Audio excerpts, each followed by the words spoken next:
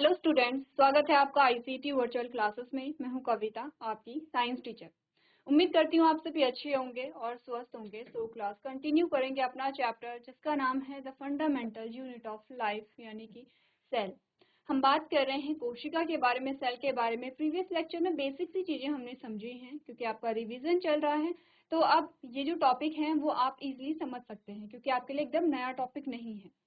तो अभी तक हमने बेसिक सी बात की है, कोशिका क्या होती है। यहाँ पर आगे चल के कुछ हमने डिस्कवरीज के बारे में बात की थी, जिसे मैंने कहा था आप एक टेबल बनाएंगे, उसे नोट करेंगे और उसमें जो इम्पोर्टेंट डिस्कवरीज हैं उन्हें आप अपनी कॉपी में नोट करेंगे और उन्हें पढ़ेंगे भी, क्योंकि वो सिर्फ अभी के लिए नहीं बल्कि आगे के पर्पज से भी आपके लिए इम्पोर्टेंट है। ये कुछ कंटेंट हमारे पास आता है, कुछ टॉपिक हमारे पास आते हैं जिसमें हम अपना जो चैप्टर है वो कवर यहाँ पर करेंगे।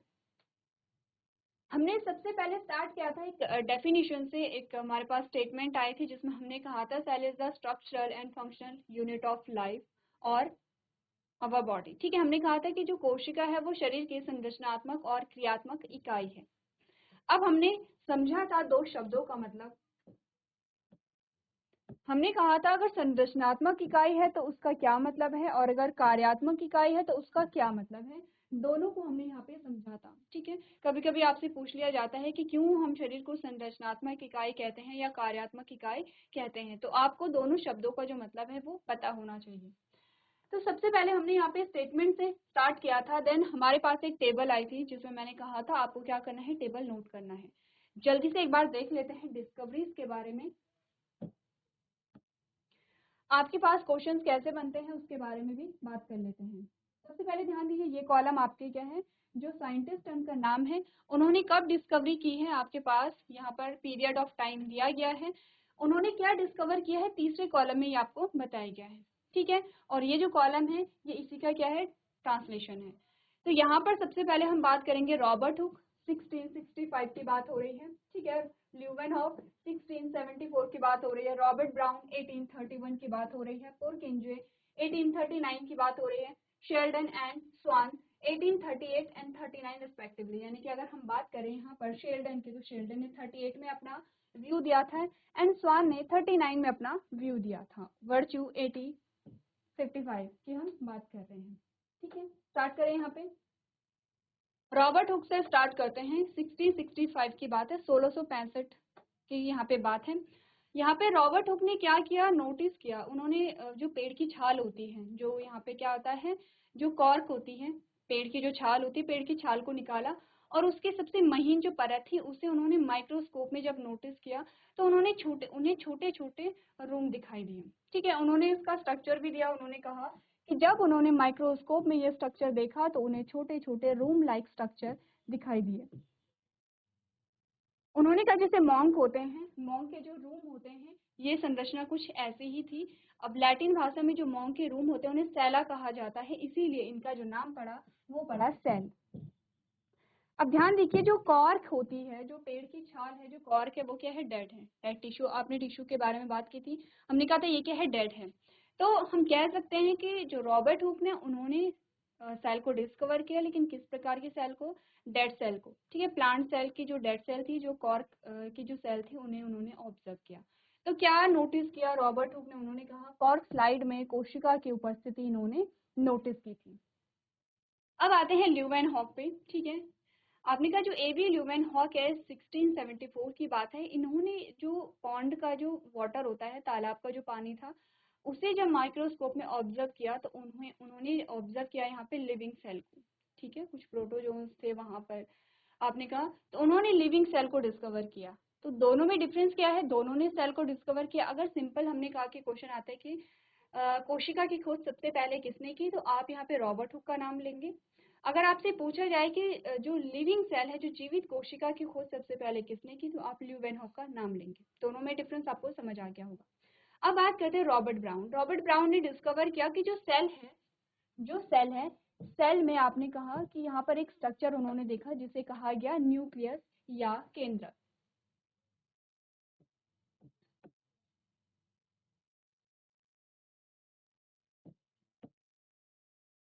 न्यूक्लियस, ठीक है, न्यूक्लियस को खोजा गया। क्या है न्यूक्लियस? आगे जाके जब हम देखेंगे इंपॉर्टेंट संरचना होती है न्यूक्लियस। न्यूक्लियस के अंदर ही आपको जेनेटिक मटेरियल देखने को मिलता है जब हम बात करते हैं यूकैरियोट के बारे में। ठीक है, पढ़ लेते हैं। हमने कहा रॉबर्ट ब्राउन ने 1831 की बात है, recognise the existence of a nucleus in the cell, यानी कि कोशिका में एक नाभिक के अस्तित्व को मान्यता इन्होंने दी। मान्यता का मतलब है उन्होंने डिस्कवर किया। ठीक है, चलिए अगली चीज हमारे पास आती है। हमने कहा पुरकिंजे ने यहाँ पर फिर से कुछ डिस्कवर किया था जिसे प्रोटोप्लाज्म कहते हैं। क्या होता है प्रोटोप्लाज्म? देखिए ये है सेल, ये है न्यूक्लियस, और न्यूक्लियस में होते हैं, यहाँ पे न्यूक्लियस में होता है जेनेटिक मटेरियल।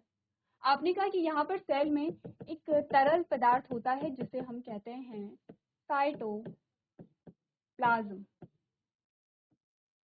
और न्यूक्लियस जो है, न्यूक्लियस के अंदर भी होता है एक द्रव जिसे कहते हैं न्यूक्लियोप्लाज्म।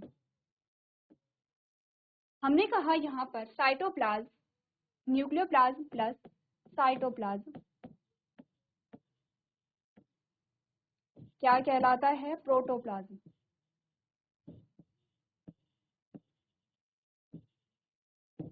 प्रोटोप्लाज्म। तो अगर आपसे कहा जाए प्रोटोप्लाज्म, प्रोटोप्लाज्म का मतलब है कि जो सेल के अंदर जितना भी लिक्विड पार्ट है उसे हम कंबाइंडली क्या कह रहे हैं? प्रोटोप्लाज्म कह रहे हैं। अगर हम साइटोप्लाज्म की बात करते हैं तो हम सिर्फ जो यहाँ पे न्यूक्लियस है उसके बाहर की तरफ की बात कर रहे हैं। अगर हम न्यूक्लियोप्लाज्म की बात करते हैं तो हम न्यूक्लियस के अंदर की तरफ की बात कर रहे हैं। और अगर हमने कहा हम प्रोटोप्लाज्म कह रहे हैं तो हम दोनों प्रकार के जो लिक्विड है उनकी बात हम कर रहे हैं। 1839 में पुरकिंजे ने क्या किया? उन्होंने देखा invested the term protoplasm which is the liquid present in the cell. क्या इसका मतलब हुआ? आपने कहा कि जो प्रोटोप्लाज्म शब्द का आविष्कार किया गया जो कोशिका में मौजूद तरल होता है। अब वो जो तरल है वो दो प्रकार का होता है, वो आपने देख लिया है, न्यूक्लियोप्लाज्म है और साइटोप्लाज्म है। ठीक है, किसने डिस्कवर किया? पुरकिंजे ने डिस्कवर किया। ध्यान रखिए।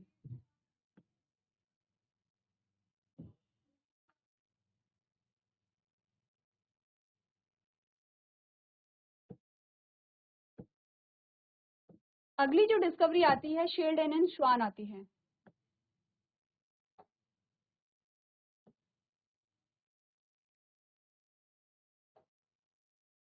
शेल्डन एंड श्वान। शेल्डन जो थे वो थे बॉटनिस्ट और स्वान जो थे वो थे जूलॉजिस्ट। ठीक है, बॉटनी और जूलॉजी दो पार्ट होते हैं। हमने कहा साइंस की तीन ब्रांचेस होती हैं, केमिस्ट्री है, बायोलॉजी है और फिजिक्स है। तीन ब्रांचेस हो गई। अब हम बायो को लेते हैं, फिर से बायोलॉजी की फर्दर दो ब्रांच हो जाती है हमारे पास, जिसमें हम बात करते हैं जूलॉजी की और बॉटनी की। जूलॉजी जो है वो है जू जू, इट मीन्स कि ये एनिमल से रिलेटेड है। जूलॉजी में आप सारे एनिमल्स की स्टडी करते हैं, बॉटनी में आप सारे प्लांट्स की स्टडी करते हैं। तो आपने कहा जो स्वान है वो थे जूलॉजिस्ट और जो शेल्डन थे वो थे यहाँ पर बॉटनिस्ट। शेल्डन ने बताया कि जो प्लांट होते हैं, प्लांट बने होते हैं सेल से मिलकर के। ठीक है, उन्होंने बताया, ध्यान रखिए आपको पता होना चाहिए कि शेल्डन ने बात की थी प्लांट सेल के बारे में, प्लांट सेल के बारे में बात की थी। स्वान की अगर हम बात करें, इन्होंने बात की थी एनिमल सेल के बारे में।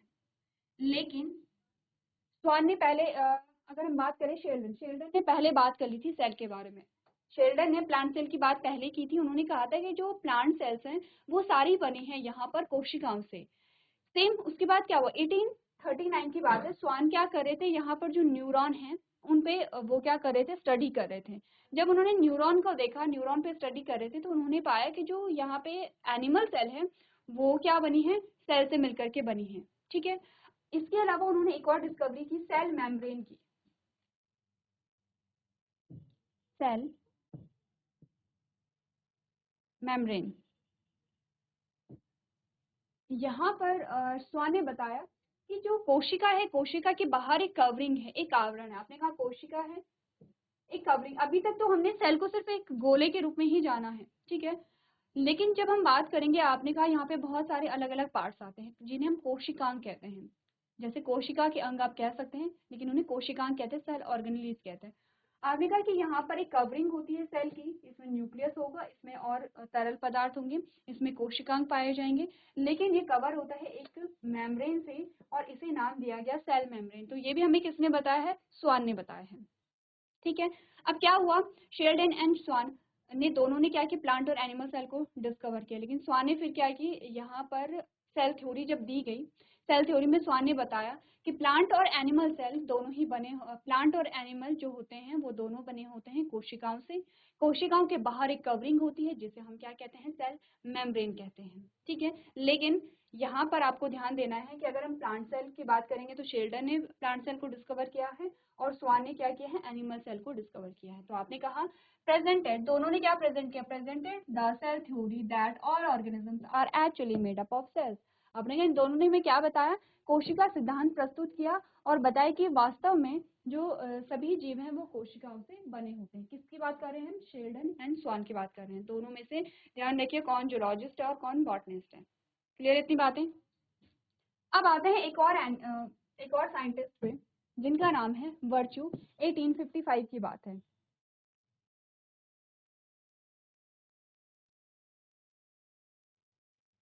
वर्च्यू ने एक स्टेटमेंट दिया और उस स्टेटमेंट से काफी सारे बदलाव हुए। 1855 में उन्होंने बताया जो नई कोशिकाएं बन रही हैं वो प्री एग्जिस्टिंग सेल से बन रही है। प्री एग्जिस्टिंग का मतलब है जो पहले से मौजूद कोशिका हैं उसी से नई कोशिका बन रही है।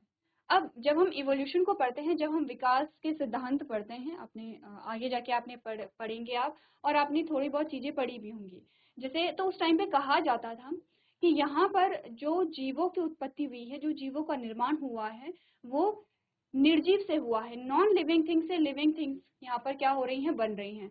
तो उन्होंने एक्सपेरिमेंट में देखा था, उन्होंने कहा एक साइंटिस्ट थे, ठीक है, उन्होंने रनिंग की तो उन्हें स्वेटिंग हुआ, पसीना आया। अब उन्होंने अपनी शर्ट को एक गेहूं की जो बोरी थी, ठीक है, वहां पर उन्होंने अपनी शर्ट को डाल दिया। उन्होंने कहा कि अब ये जो पसीना है, ये जो गेहूं है, इनसे क्या हो जाएंगे, यहाँ पर लिविंग ऑर्गेनिज्म हो जाएंगे। कुछ टाइम बाद देखा गया कि वहां पर चूहे थे। तो उनके अनुसार उन्होंने ये बताया कि नॉन लिविंग थिंग से, निर्जीव चीजों से सजीव चीजों का या फिर लिविंग ऑर्गेनिज्म का फॉर्मेशन हो सकता है या हो रहा है। जब वर्च्यू ने ये सिद्धांत दिया तो इससे काफी सारी चीजें क्लियर हुई। इससे पहले हमने कहा कि ये जो हमने कहा कि निर्जीव से यहाँ पे क्या हो रहा है, सजीवों का निर्माण हो रहा है। इस सिद्धांत को डिस्कार्ड करने के लिए वहां पर एक एक्सपेरिमेंट आया था, स्वान नेक फ्लास्क एक्सपेरिमेंट एक हमारे पास आता है, ठीक है। क्या होता है स्वान नेक, कुछ इस प्रकार का इंस्ट्रूमेंट हमारे पास आता है, स्वान नेक फ्लास्क एक्सपेरिमेंट, ठीक है। इसे स्वान नेक क्यों कहा गया है, क्योंकि ये स्वान के नेक जैसा इस प्रकार से है। यहाँ पे बात की गई थी कि यहाँ पर क्या डाला गया, ईस्ट डाले गए, ठीक है, ईस्ट डाले गए। अब इन ईस्ट को क्या कर दिया गया, आपने कहा कि इन्हें किल कर दिया गया है, अब ये डेड है यहाँ पे। फिर क्या हुआ, दो यहाँ पे फ्लास्क लिए गए, एक तो ये लिया गया इस प्रकार का, दूसरा इसी प्रकार का एक और लिया गया है।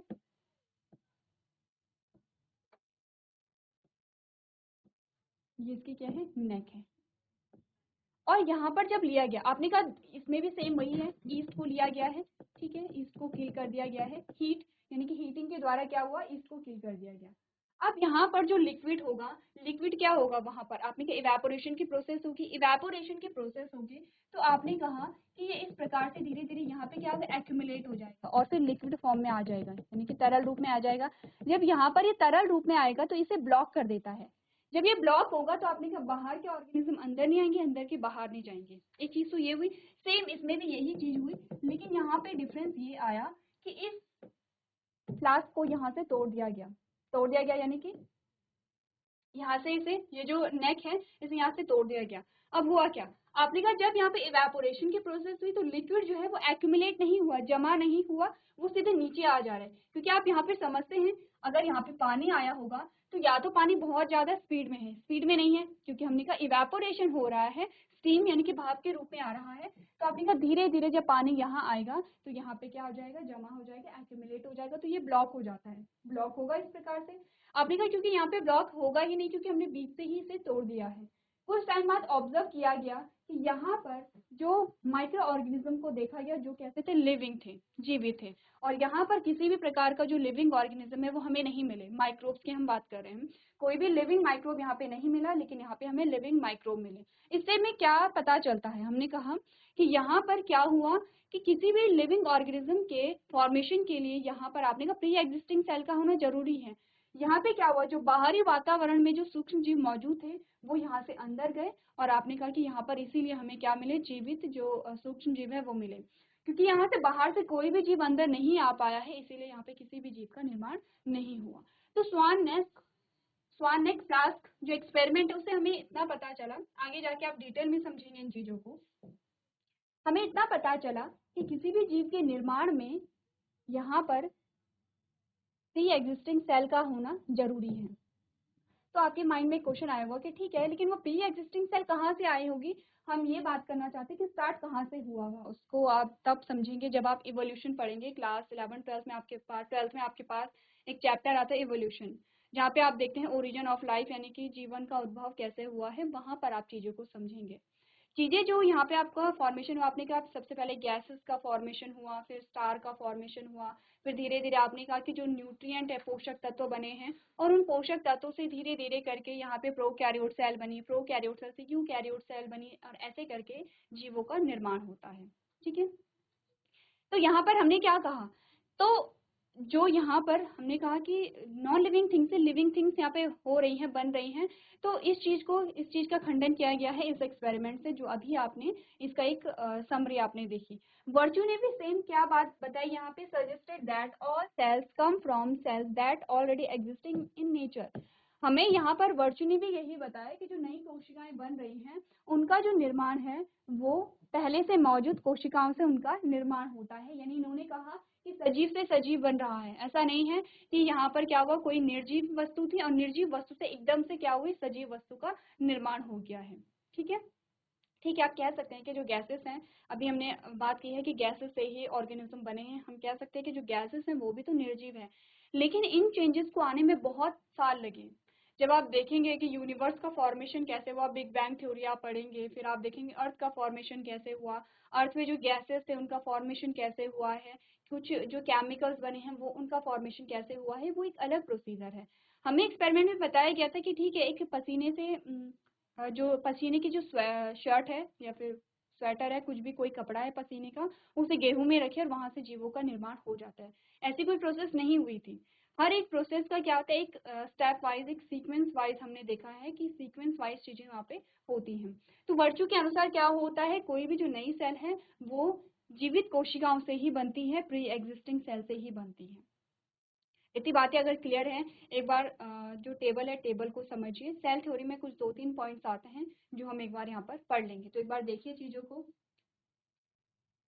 चलिए आगे बढ़ते हैं और सेल थ्योरी की बात करते हैं। चलिए, सेल थ्योरी में सिंपल सी चीजें हैं जो हमने पढ़ ली हैं। आपने कहा सेल थ्योरी किसने दी थी, यहाँ पर हमने कहा शेल्डन एंड स्वान ने हमें सेल थ्योरी दी है। उन्होंने कहा है a cell is the structural and functional unit of all living organism, यानी कि कोशिका से भी जीवित जीवों की संरचनात्मक और कार्यात्मक इकाई है, पहली चीज। लेकिन हमने कहा all living organism are made up of cell, ठीक है कि सभी जो जीव हैं वो कोशिकाओं से बने होते हैं, यही तो हमने कहा था। हमने कहा था, शेल्डन ने कहा कि सारे प्लांट्स जो हैं वो सेल से मिलकर के बने हैं, स्वान ने कहा था कि सारे जो एनिमल्स है वो सेल से मिलकर के बने हैं। Cells are form from pre existing cell, आपने कहा कोशिकाओं का निर्माण पहले से मौजूद कोशिकाओं से होता है। ये स्टेटमेंट हमें किसने दिया है, वर्च्यू ने। ऊपर के जो 2 स्टेटमेंट है शेल्डन एंड स्वान के स्टेटमेंट है, और नीचे का जो स्टेटमेंट है आपने कहा वो वर्च्यू का स्टेटमेंट है। इसी को हम क्या कहते हैं, सेल थ्योरी कहते हैं। आगे बढ़ते हैं। यहाँ नीचे सेल थ्योरी के जितने भी पॉइंट्स है वो आपको क्या करने हैं, नोट करने हैं। आपने कहा एक कोशिका से बहुकोशिकीय जीवों की उत्पत्ति कैसे हो सकती है। तो इस स्टेटमेंट को समझने से पहले हम ये समझते हैं कि एक कोशिकीय या बहुकोशिकीय क्या होते हैं। चलिए यहाँ पे डिस्कस करते हैं।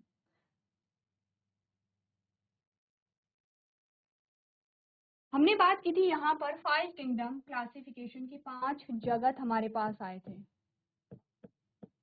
ठीक है, जिसे हम क्या कहते हैं, 5 किंगडम कहते हैं।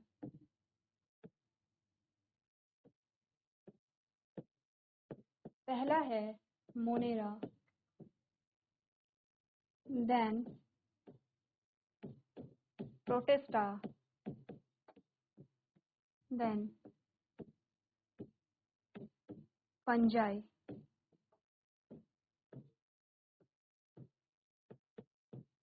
Plantae, animalia.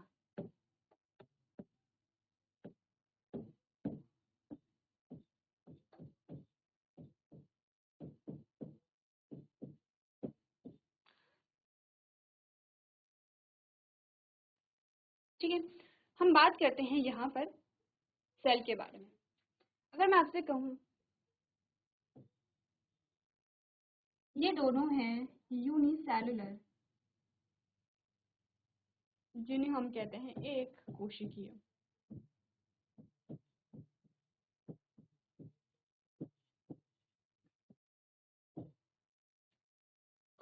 और हमने कहा ये तीनों हैं मल्टी सेलुलर,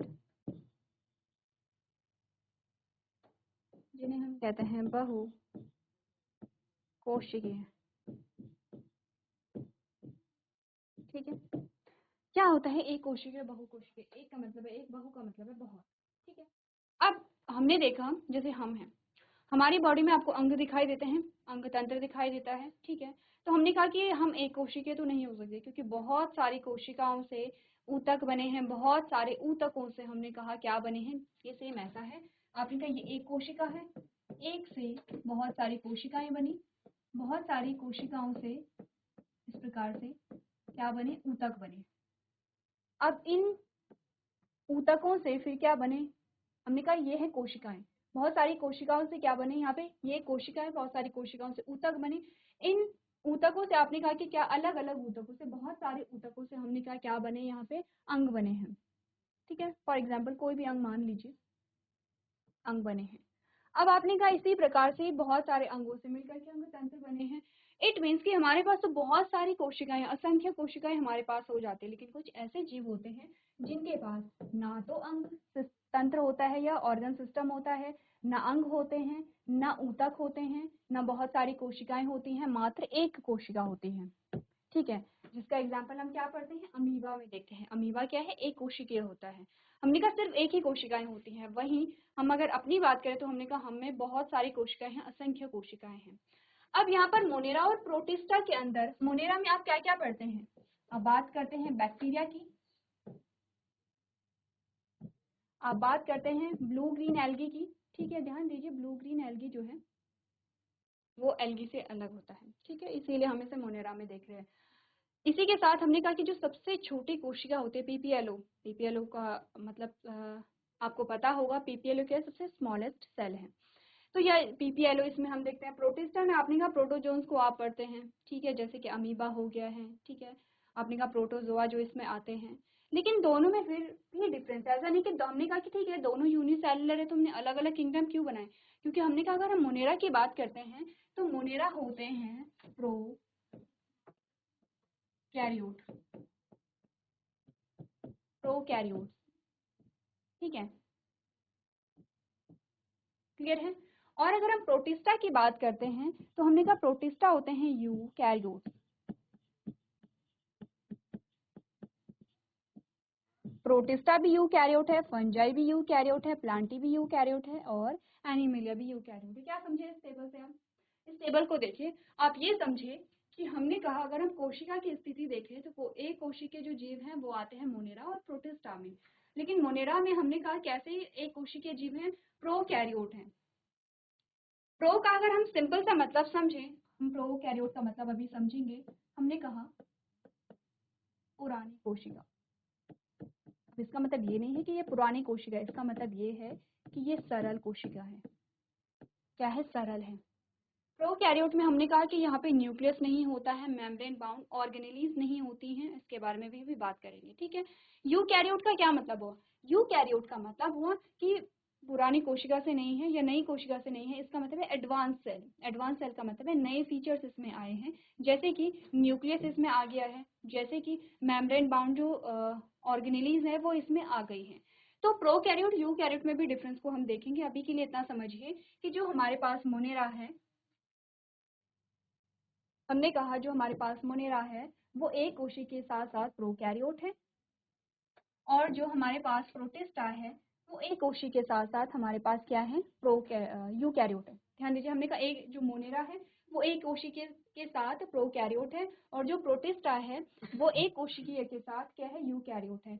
बात करें अगर फंजाई, प्लांटी और एनिमेलिया की, हमने कहा ये बहुकोशिकीय होते हैं और ये यूकैरियोट होते हैं। इतनी बात क्लियर है? अब हम समझते हैं कि कैसे एक कोशिका से बहुत सारी कोशिकाएं बनती हैं। अब हम इस क्वेश्चन को समझ सकते हैं। उससे पहले थोड़ा प्रोकैरियोट और यूकैरियोट को समझ लेते हैं, दोनों में डिफरेंस क्या होता है। हमारे पास दो प्रकार के सेल हैं, ठीक है। मैंने इसे कहा कि यह है यूकैरियोट, यह है प्रोकैरियोट, यूकैरियोट इसे कहेंगे।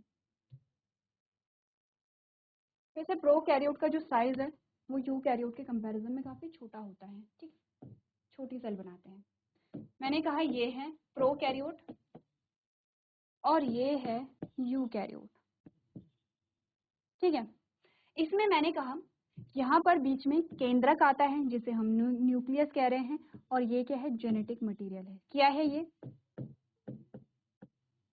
न्यूक्लियस, और ये है जेनेटिक मटेरियल। अगर मैं कहूँ न्यूक्लियस क्या है, न्यूक्लियस सिंपल सी एक मेम्ब्रेन है, ठीक है। डबल मेम्ब्रेन होती है, डबल न्यूक्लियर मेम्ब्रेन होती है। यहाँ पर एक डबल मेम्ब्रेन है और इस मेम्ब्रेन के अंदर होता है जेनेटिक मटेरियल। तो जेनेटिक मटेरियल क्या होता है, हमने कहा मैक्सिमम में डीएनए जेनेटिक मटेरियल होता है, ठीक है। अगर वायरस की बात करें तो कुछ में आरएनए की होता है, ठीक है। जेनेटिक मटेरियल क्या है, यहाँ पे डीएनए है। अगर मैं कहूँ यहाँ पर कि इस जेनेटिक मटेरियल को अगर मैं इस प्रकार से बना दूं तो आप इन्हें क्या कहेंगे, क्रोमोसोम कहेंगे। क्रोमोसोम क्या है, क्रोमोसोम कुछ नहीं है। क्रोमोसोम अपने का डीएनए का जो थ्रेड है वो, उसी को हम क्रोमोसोम कह रहे हैं, बस उसका जो शेप है वो इस प्रकार का हो गया है। और भी होते हैं इसमें, कुछ प्रोटीन्स होती है जैसे हिस्टोन है, नॉन हिस्टोन प्रोटीन होती है। तो हमने कहा ये जेनेटिक मटेरियल है, ये डीएनए है। ये तो हुआ कौन सा, यूकैरियोट सेल के पास। प्रोकैरियोट में अगर मैं कहूँ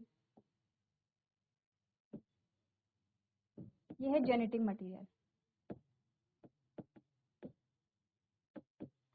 इस जेनेटिक मटेरियल के बाहर कोई कवरिंग नहीं है। जैसे इस जेनेटिक मटेरियल के बाहर आप कवरिंग देख रहे हैं जिसे हम न्यूक्लियर मेम्ब्रेन कह रहे हैं, इस जेनेटिक मटेरियल के बाद कोई कवरिंग नहीं है। ये दोनों ही जेनेटिक मटेरियल हैं, ठीक है, जो आप डबल लेयर देख रहे हैं ये जेनेटिक मटेरियल है। जेनेटिक मटेरियल फ्री पड़ा हुआ है, कोई भी मेम्ब्रेन नहीं है। न्यूक्लियस एक्चुअली में यही है, जेनेटिक मटेरियल, उसके बाहर न्यूक्लियर मेम्ब्रेन की कवरिंग, इसी को हम न्यूक्लियस कहते हैं। आपने कहा अगर न्यूक्लियर मेम्ब्रेन नहीं है तो हमने कहा न्यूक्लियस नहीं है, जो जेनेटिक मटेरियल है वो फ्री यहाँ पर पड़ा हुआ है, इसे हम कहते हैं प्रोकैरियोट। फिर कुछ ऑर्गेनेलीज होती हैं, जैसे कि आपने पढ़ा होगा माइटोकॉन्ड्रिया होता है, ठीक है। जैसे कि हमने कहा कि यहाँ पे गोल्जी अपैरेटस होता है, ठीक। जैसे हमने कहा एंडोप्लाज्मिक रेटिकुलम होता है। ये सारे क्या है, कोशिका के अंदर के क्या है, ऑर्गेनेलीज हैं जो कि कोशिका के फंक्शनिंग में उसकी हेल्प करते हैं। आपने कहा ये मेम्ब्रेन बाउंड नहीं है। मेम्ब्रेन बाउंड होने का सिंपल सा मतलब कि उनके बाहर कोई कवरिंग नहीं है, बाहर कोई मेम्ब्रेन नहीं पाई जा रही है जब हम प्रोकैरियोट की बात करें। लेकिन यूकैरियोट में ये सब होगा, जितने भी ऑर्गेनेलीज हैं सारी मेम्ब्रेन बाउंड यहाँ पर होती हैं। तो प्रोकैरियोट और यूकैरियोट में आपने बेसिक सा डिफरेंस जाना कि हमने कहा, फिर हम क्या कहते हैं, प्रोकैरियोट में न्यूक्लियस नहीं होता है, यूकैरियोट में न्यूक्लियस होता है। क्लियर है इतना। हमने कहा प्रोकैरियोट में मेम्ब्रेन बाउंड ऑर्गेनेलीज नहीं होती हैं और यूकैरियोट में मेम्ब्रेन बाउंड ऑर्गेनेलीज होती हैं। यहाँ पर हमें दोनों सेल में डिफरेंस को देखना है, जिसमें सबसे पहले हम जब हम प्रोकैरियोट सेल को पढ़ेंगे तो हम बैक्टीरिया सेल की बात करेंगे। इससे पहले हम देख लेते हैं कि कैसे एक कोशिका से बहुत सारी कोशिकाएं बनती हैं, ठीक है।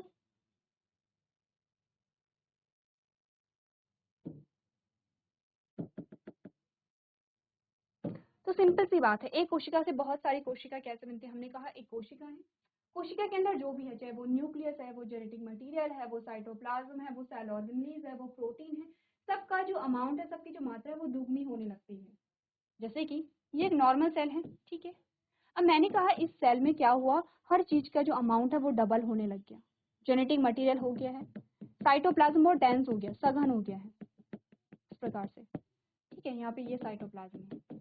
क्यों सघन हुआ है, ताकि जब इसके दो पार्ट हों, जब इससे दो कोशिकाएं बने तो दोनों कोशिकाओं में सभी जो सारे जो मटेरियल हैं वो इक्वल अमाउंट में जाएं, ठीक है। ऐसा ना हो कि जो कोशिका है, अब जब सेल का फॉर्मेशन होता है तो वो थोड़ी छोटी होगी, लेकिन धीरे धीरे ग्रो करके जब मैच्योर होगी तो इसी के बराबर हो जाती है।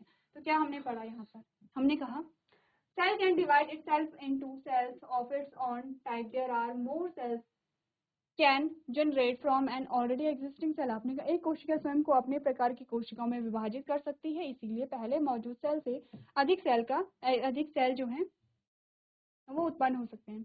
ये सेल का मतलब है कोशिका, ठीक है। दूसरा वाला सेल नहीं लिखेंगे आप।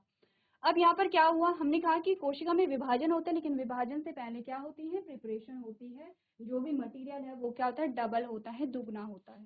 ठीक है, क्लियर है। ये चीज आप तब समझेंगे जब आप सेल डिवीजन, जब आप सेल साइकिल को पढ़ेंगे, उसमें आप सेल डिवीजन को पढ़ते हैं। सेल साइकिल में आप पूरे फेजेस देखते हैं कि क्या क्या चीजें हुई हैं सेल डिवीजन में। अब ये आप समझते हैं, ऑर्डर है किस प्रकार से कि सेल से क्या बना, आपने कहा टिश्यू, टिश्यू से ऑर्गन, ऑर्गन से ऑर्गन सिस्टम, और ऑर्गन सिस्टम से आपने कहा क्या बनेंगे, यहाँ पे पूरी बॉडी का फॉर्मेशन होता है। अब है टाइप्स ऑफ ऑर्गेनिज्म, जो हम पढ़ चुके हैं, यूनिसेलुलर ऑर्गेनिज्म है और मल्टीसेलुलर ऑर्गेनिज्म है। यूनिसेलुलर में हम पढ़ते हैं the organism that consist of single cell such as amoeba, आपने कहा वे जीव जिनमें एक ही कोशिका होती है, जैसे कि अमीबा, उन्हें एक कोशिका कहते हैं। And the organism which contain various cells that perform different functions in the organism such as plant, fungi and animals, आपने कहा वे जीव जिनमें विभिन्न कोशिकाएं होती हैं जो जीव के विभिन्न कार्य में मदद करती हैं, जैसे कि पौधे हैं, कवक है और जंतु। यही हमने कहा था कि तीन जो किंगडम है वो किंगडम प्लांटी, किंगडम एनिमेलिया और किंगडम फंजाई की हम बात करें तो तीनों क्या है, मल्टी सेलुलर है। ये है यूनिसेलुलर के कुछ क्रिएचर्स, जिसमें आपने कहा कि क्या आते हैं, प्रोटोजोन्स आते हैं, बैक्टीरिया आते हैं। ये मल्टी सेलुलर जिसमें प्लांट है, जिसमें एनिमल है यानी कि जंतु है, और क्या आती हैं, फंगस आती हैं। तो जल्दी से आप लोग जो डेफिनेशन है उसे नोट कर लेंगे। चलिए, अब हमारे पास जो टॉपिक आएगा the shape of the cell. Shape, cell की शेप क्या होती है, अलग अलग होती हैं, डिफरेंट डिफरेंट होती हैं। इसके बारे में हम बात करेंगे। इससे पहले हम बात कर लेंगे यूकैरियोट सेल के बारे में। ठीक है, ये शेप के बाद जो आपके पास टॉपिक आएगा वो आएगा सेल का ऑर्गेनाइजेशन, या फिर सेल का संगठन। सेल के संगठन को पढ़ने के लिए सबसे पहले हम बात करेंगे प्रोकैरियोट सेल के बारे में। ठीक है, प्रोकैरियोट सेल में हम बैक्टीरियल सेल को देखेंगे। तो एक बार अपनी बुक में आप देख लेंगे प्रोकैरियोट सेल क्या होती हैं, बैक्टीरियल सेल किस प्रकार के होती हैं। नेक्स्ट लेक्चर में हम सेल का जो डायग्राम है वो डिटेल में समझेंगे। तो आज के सेशन में हम इतना ही करेंगे। अभी तक क्लास में बने रहने के लिए आपका धन्यवाद।